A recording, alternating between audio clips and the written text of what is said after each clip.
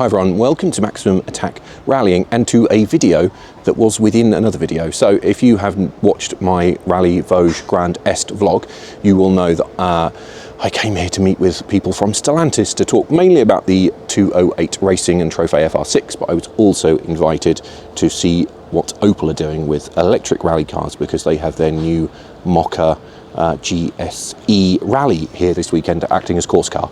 And it would be rude not to do that, wouldn't it? So in this video, I thought I'd break it out into a separate video.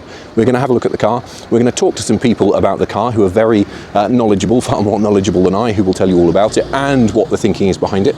And maybe it will convince you. Maybe you will look at electric rally cars differently after watching this video. I think after having the conversations, and I can say this because I'm recording the intro after I've had the conversations, it was interesting and far more interesting than I expected. And I'm not going to say that I'm suddenly a convert, but I do see where they're going, and I do think if you're interested in cars and technology, it is there's some fascinating things going on. So if you go into it with an open mind, I think you might be surprised. So what we're going to do is we're going to walk across the street to where the service park is, because I'm recording this by a lovely river, and we'll go and have a look around the Corsas and the Mokka, and we'll talk to some people and see if they can convince you that electric rally cars aren't the devil that you might think they are.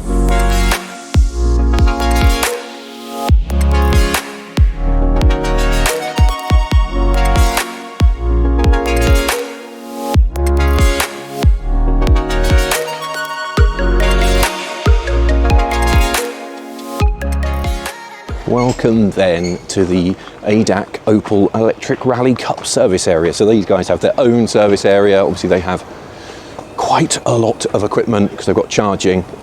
So you can see we've got many Corsas, all standard cars, all basically production cars.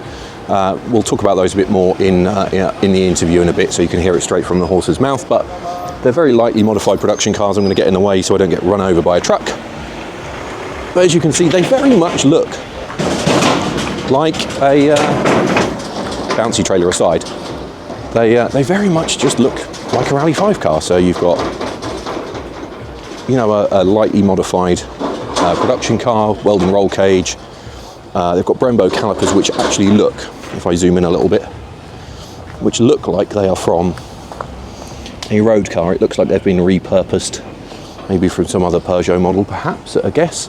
But otherwise, you know, they just look like a Rally 5 car. And I think, you know, if you didn't see it moving, you might struggle to tell apart from the brakes, and obviously Rally 4 cars have a roof scoop. Obviously the thing is that Stellantis don't actually make a Rally 5 car, but there we are. So there is that, but we'll ignore that. So as you can see, there are many of them in the service area, different teams running them. There are these charging units, which I learned some things about. These are new for this year.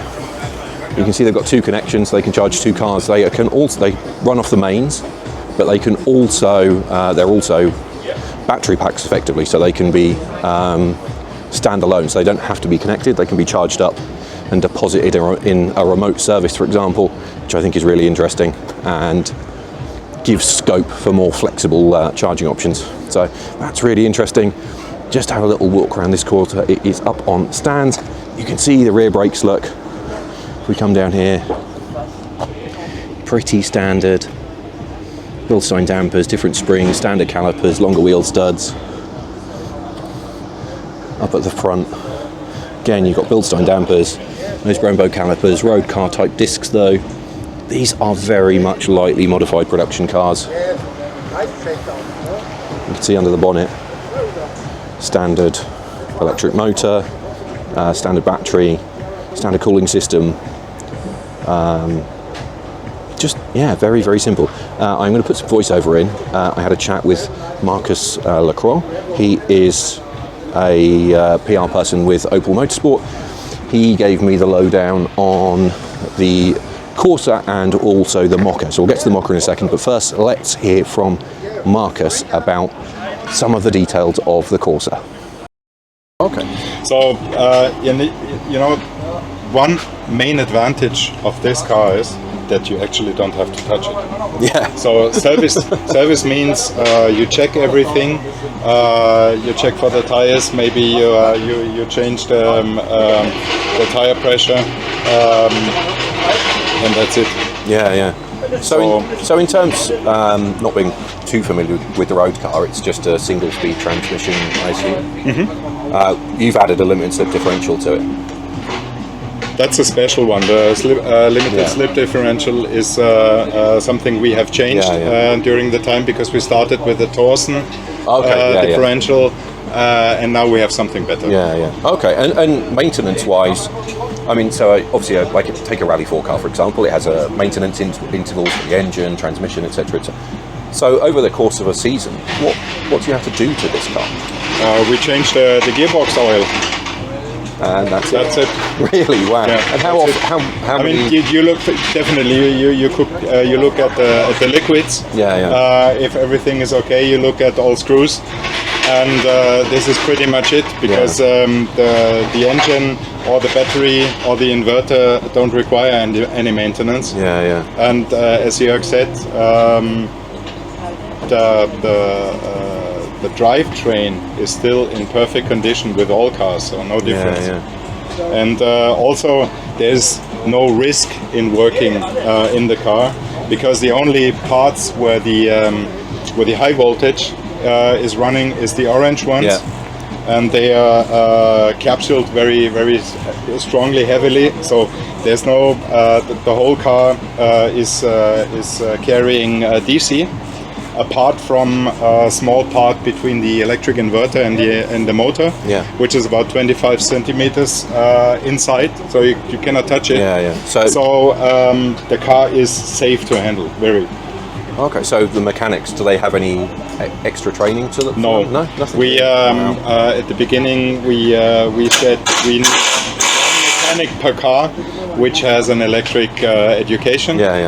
But meanwhile, we don't have it, because there's a lot of trained personnel here in the service park, and also, I mean, the drivers, if they should need to touch the car on the stage because of a problem or an accident or whatever, they are not electrically trained persons anyway. So, but they don't have to be scared. So we are monitoring the high voltage system with something that we call a master alarm indicator. Kannst du das Auto mal schnell anmachen und kannst mal die Lampen zeigen? So it's it's a monitoring system for the high voltage system that monitors the car to isolation errors. You know, that somewhere is a current where it's not supposed to go. And we have supervising system with acoustic and optical system, which the lamps. So Simon will show it to you.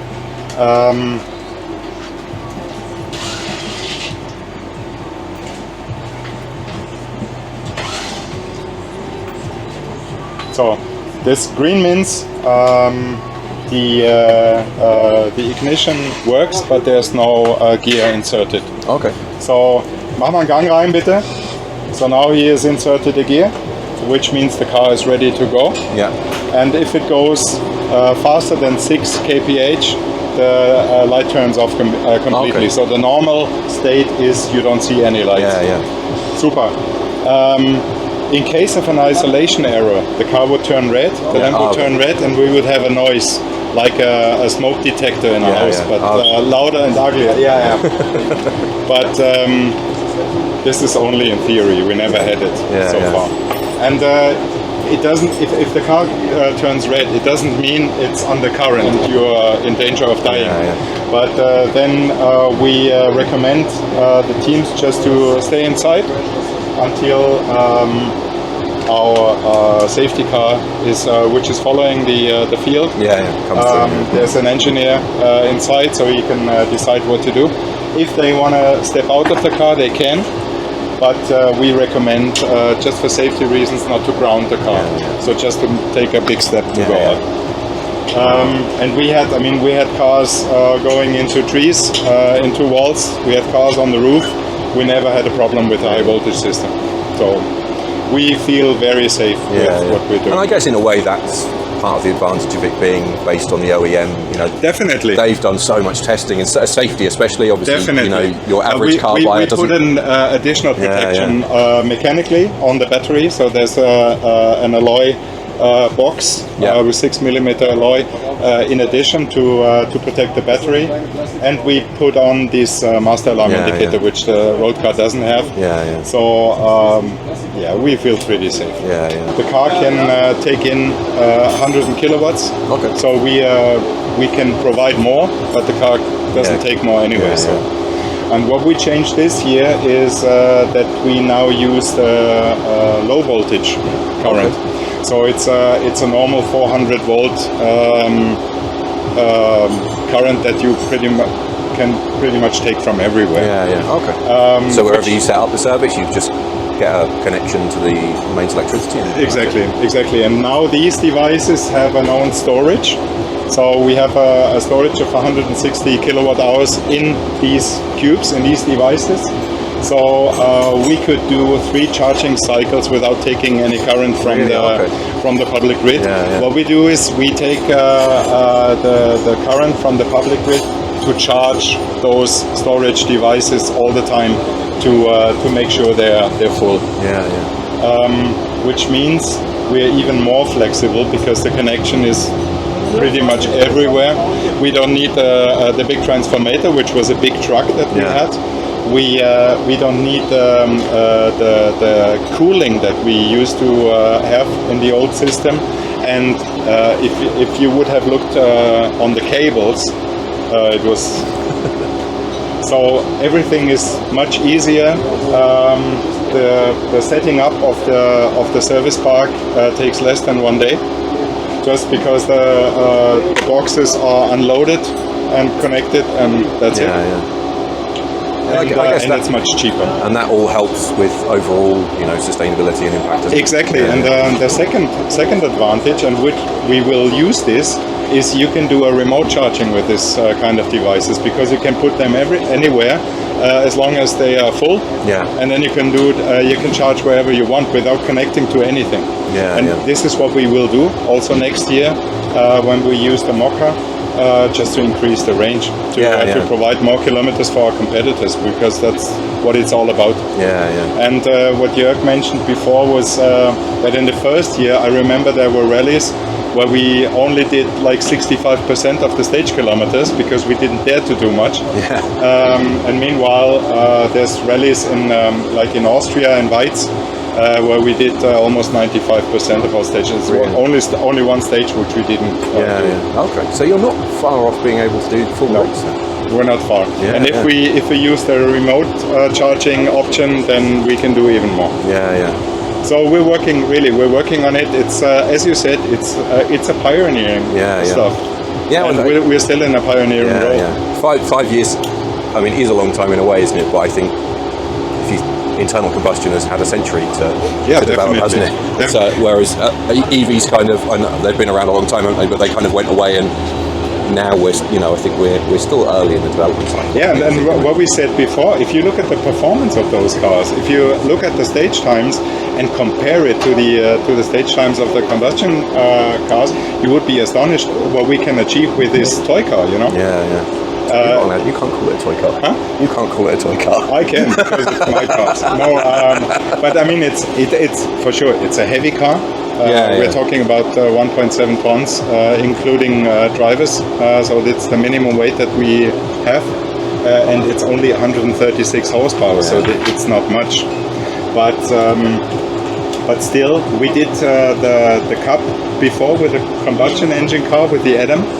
And it only had 140 horsepower as well. And we're quicker with these cars, even if the Adam was 400 kiloliters.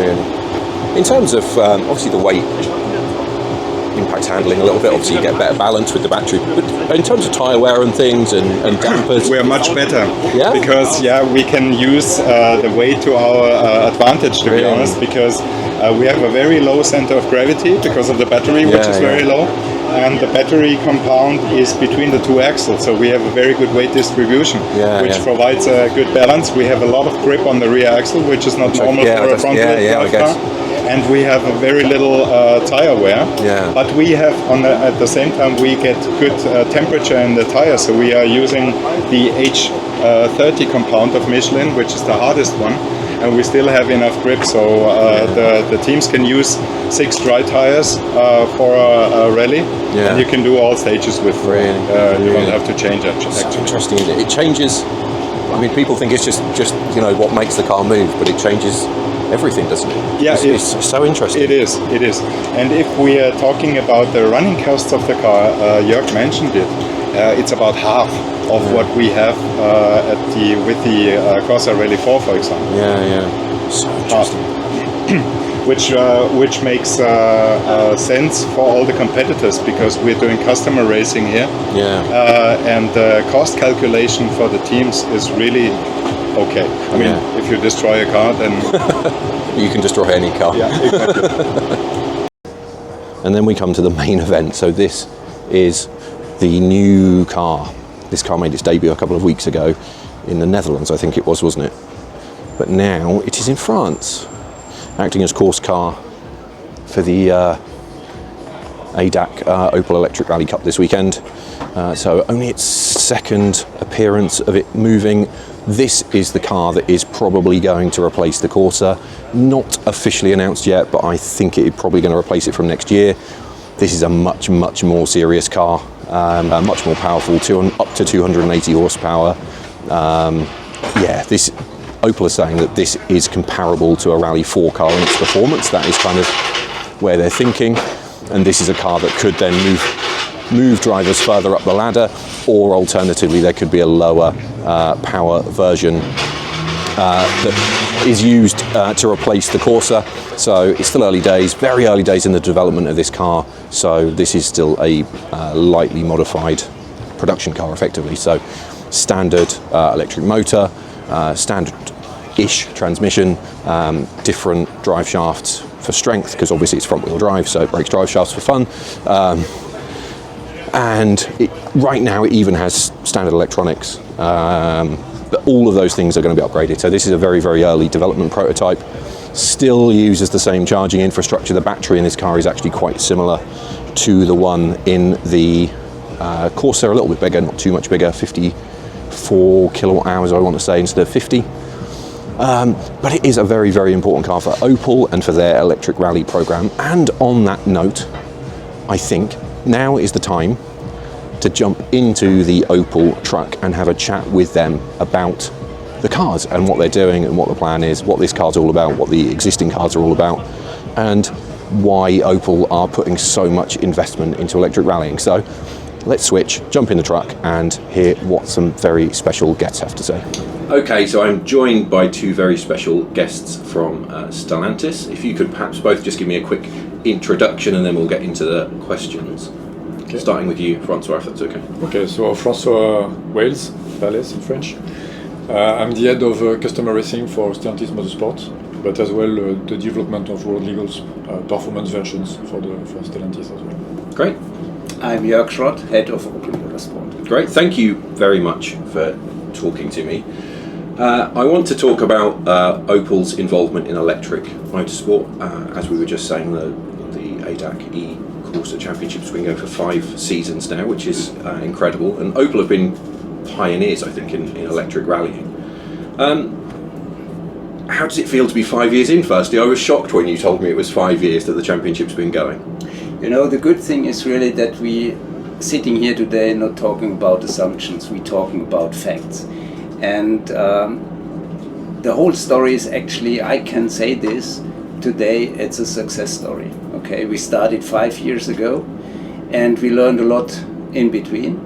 And we proved that electric rallying is working. And when we started, it's by far not only to develop an electric rally car, it's even more, because there were no rules, no guidelines available for for all the safety regulations. Yeah, this is what we developed together with the German Motorsport Association, but mainly driven by us. And the other thing was, to provide a well-working charging infrastructure. And we are also proud because there were clear goals from the very beginning. It must be sustainable, it must be firm because we have a peak load of 2 megawatts when all the cars are charging, and it must be flexible. And if you look outside, then you can see, that we can charge the cars, while the mechanics are working during the service time. So, and all this is working very well, and so I just can say so far a success story. Okay, so just for people that aren't familiar, so the cars are based on the electric Corsa road car. Am I right in thinking they're around 130-ish horsepower? Yeah. Is that right? It's the production powertrain. Yeah, and Not just a few tricks, but basically the production one. And charging time, you said they can charge while the mechanics are working. How long is the charge time? We actually it's also based on the series production car, so we have around 20 minutes between the 20 to 80%. But what I can say is, over the years we learned a lot. The car and also the charging behavior is getting better when the battery feels well in the right temperature. So we adapting, the temperature of the battery in between. So we are charging a bit better than at the beginning. But this has nothing to do with a different technology. This has to do with a lot of learnings, where we fine-tuned the whole story a little bit. Yeah. Okay. And obviously this weekend is quite warm. Does that have a big impact on charging, or even on the range of the car? Not that much, to be honest. But of course, if it's hot outside, then you have really the focus is then on cooling the battery all the time. Of course. Yeah. And I guess that draws energy, so there's a bit of a knock-on effect from that. Yeah. Okay. But giving you an idea, where we are also much better than at the beginning. We actually pre-analyze all the stages, all the kilometers for each event. So we know now exactly with which state of charge the cars are coming in. And in between we can really run down to 3% of the battery charge, which is really very, very good. Of course, we are looking that the full power is available on the stages, but when the cars are coming back on the regular roads, it's not that super important that the car has still the full power. Yeah. So here we learned a lot, and with that, we can even extend the range and doing more mileage and more stage kilometers. Okay, so it's over the course of those 5 years then, has the length of the event that you've managed to use the cars increased? Yes. Yes, we did so. Yes, because obviously I think that's a really big challenge, isn't it, for or perceived challenge, I should say, for people when it comes to electric. So I'm jumping ahead a little bit with my questions, but it seems an appropriate moment. Do you think the future lies with rallying adapting to electric, or do you now think the technology is just going to make it irrelevant? And it will be a mix also in the future. I guess that there is a place for electric rallying, definitely. But also it, of course, it also belongs to the international regulations and to the FIA regulations and the categories. But I believe there will be a place for electric rallying because it's working. But of course, there will be also still other cars. Yeah, of course. No, you still have clear limitations in terms of energy you can have inside the car. I mean, the size and the weight of the battery. So meaning with the kind of car we have, like the Corsa and the future Mokka, this is perfectly relevant and it makes sense.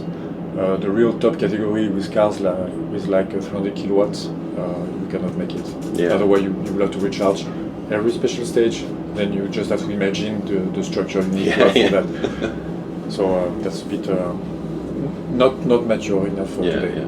Okay, so you've led me neatly onto the next thing. So obviously a couple of weeks ago, Opel announced a new electric rally car, which is here this weekend, the Mokka. There's a big jump in performance by the looks of it from the Corsa to that car, gone up to well over 200 horsepower.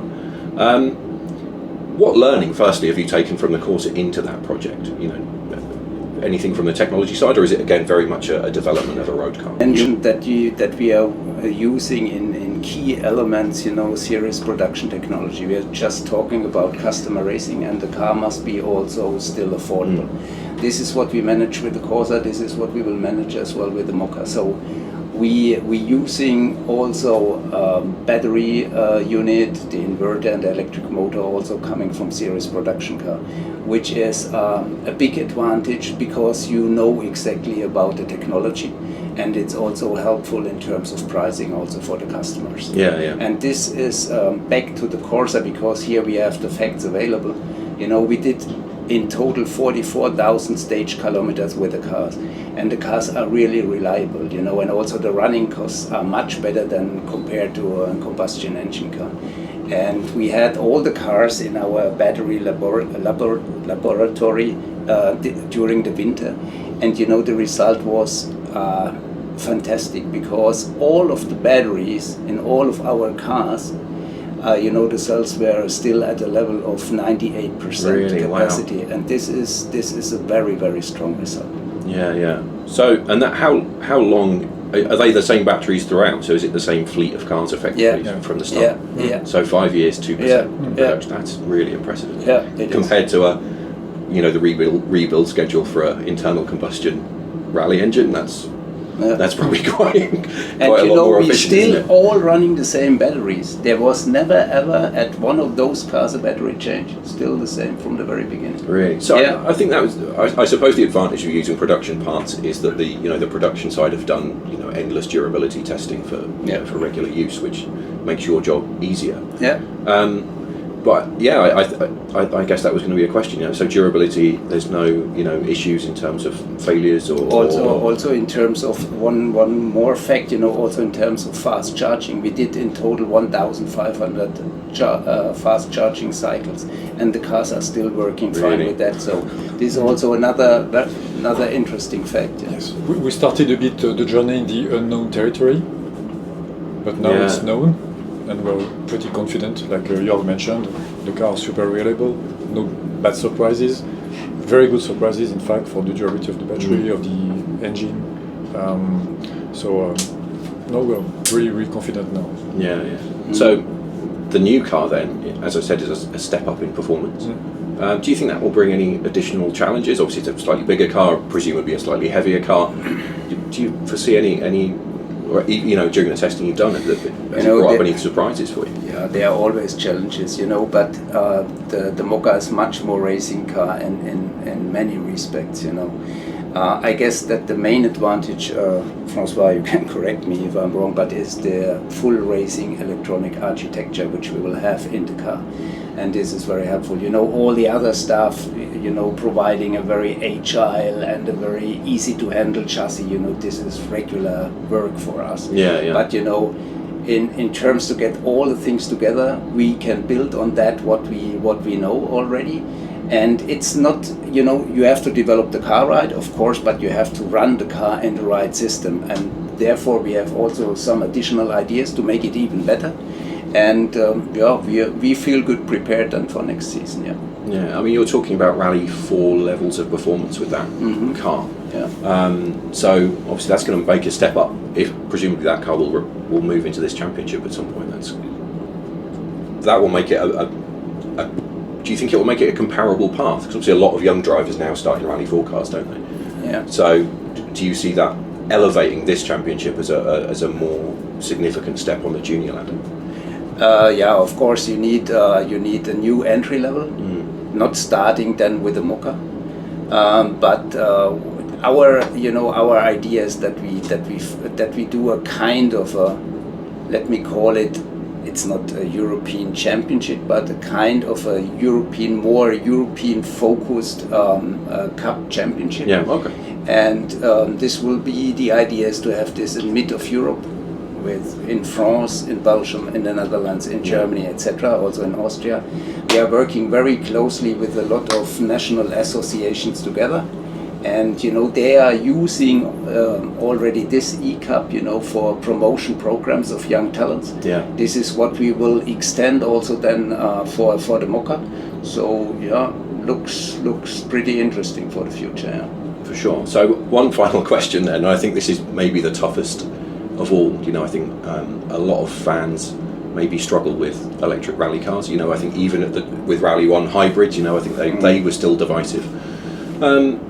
How do you see the future, and how do you, Opel have led the way with this, as you've said. How do you see we convince people about it? We convince the people that it does have a place and that it is exciting to watch, and it's every bit as important as internal combustion or hybrid or hydrogen or whatever the other technologies might be. The future will be multiple in rallying. There will be not just one solution. Electric will be one part of it. Then you need a bit of time to convince people. Honestly, I remember the first time when we were for me it was in Rallye Mont Blanc, the first season. When getting on the start podium, you got some people whistling, some tomatoes flying, maybe, and that was all. And the next year, it was like any other race car, and people now they know that this is a real race car. And we had a very good ride driver driving the car. They enjoyed it. They explained it to a very good school to learn the driving. It requires a lot of sensitivity. You need to spare the energy, to be as clean as possible. So it's a fantastic school for driving. And people, they know that now, and they saw that the car is fast, spectacular. Okay, lack of noise maybe, but maybe we have some solutions. It's coming. No, you always need a bit of time to change the mind of the people, but really people now recognize that it's a real race car, it's a real challenge, and the drivers are good, so it will come. But once again, there is no one single future for rally, it will be multiple. You need electric cars, you still need internal combustion engine, of course with sustainable fuels to get a net zero carbon result at the end. But we are convinced there is a future for that. And the fact that we have a competitor coming at the end of this year is showing that we were really pioneering alone for the last 5 years. We are pioneer by building the FIA e-Rally 5 regulation that we propose to the FIA with our other manufacturer, our colleagues. So it's coming. Great. One more sentence, it's pretty interesting what François said. The Mokka, and I personally believe that we do the next step also in terms to attract more fan positiveness for the electric rallying. The Mokka is a much bolder car, you will see it, not only in terms of performance, but the whole standing is much bolder. And there is a sentence very interesting, and this was really a weakness. It's about the sound, and many people believe that only a loud car is a fast car, and this was also a disadvantage because our cars are pretty precise in handling those cars due to the perfect balance of the weight in the car. But we are not in the ranking list with all of the other cars. And if you would compare this even only with 136 horsepower at some stages when the conditions getting more and more tricky, then the car is really performing very well. This is the performance side. And we will show you a new sound system, and we had the first run with the car at the Ile Rally in the Netherlands, and just can say that the spectators were reacting completely different. It has also a lot to do with the sound and with the noise of the car.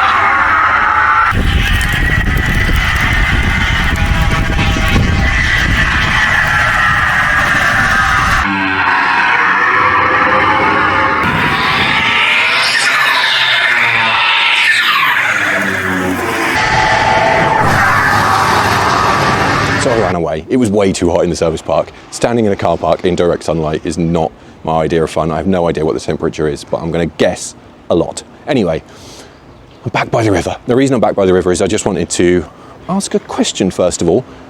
Did they convince you? Are you convinced? So after hearing direct from Opel, hearing about their vision, about what they're doing, about the cars, how do you feel about it? Has it changed your mind? Are you more convinced about electric cars than you were before? Are you still dead against it? Do you not like the idea? Will you always be a petrol person? I mean, coming from an engineering background as I do, from that perspective, I definitely think it's really, really interesting. Technology is interesting, how they're doing it, how they're overcoming issues with range, and how they're using software to make the cars more efficient. For me, that is all really interesting. There is the issue of sound, isn't there, obviously, in spectacle.